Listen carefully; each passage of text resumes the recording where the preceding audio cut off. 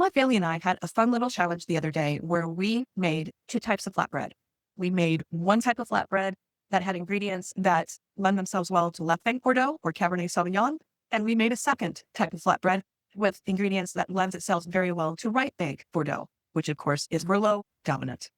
So let me just show you what we did. So first we poured the wine and we actually let it aerate for about 30 to 60 minutes while I was putting the flatbreads together.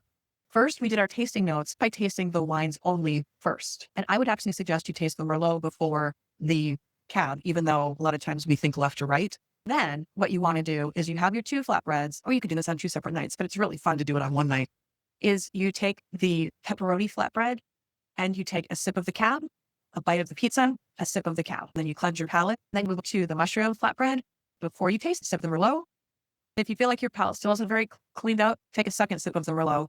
Then take a bite of the mushroom flatbread, and then take a sip of the Merlot again. And you'll know right away what goes really well and possibly even why. If you were brave enough to put olives on the first pizza, that's going to give you a little bit of the spice that you need to really lift up that Cab. It needs not just the tannins, but it also needs the unctuousness from the brine on the olives. Really lifts up that Cabernet. So if you don't normally put olives on your pizza, try it this time. When we go to the side with the mushrooms, and by the way, if you don't prefer just doing vegetarian, after you take the mushroom flatbread out of the oven, you can put a bit of sliced prosciutto on if you like protein, but you don't need it, just the side note.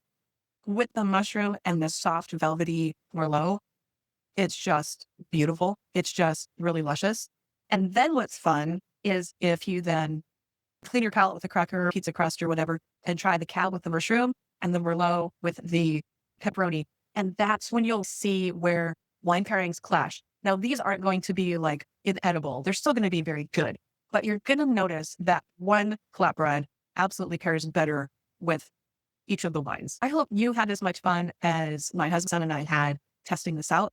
The flatbreads are super easy. We used some naan from the grocery store because we couldn't actually find a package of flatbread dough. You can make your own from scratch. I'll probably do that sometime. But for this one, I had a limited amount of time, so I just got some naan. Worked beautifully. My tip, spray the pan and put olive oil on the naan or the flatbread before you even do the crushed tomatoes or the tomato mushrooms or what have you, because it crisps up in the oven, very much like, when you're out and you get some flatbread from a pizza oven. It's not exactly like that because you can't replicate that 100%. Or if you've got one of those home pizza ovens, that's another tip. But definitely use the olive oil. So anyway, I over-explained, but have fun with that. That is a great way to try left versus right and to really get that into your brain about how left bank wine works, how right bank wine works. Even if you're drinking a Napa Cab and Washington Merlot, no problem. It's still going to work. Thanks for seeing us.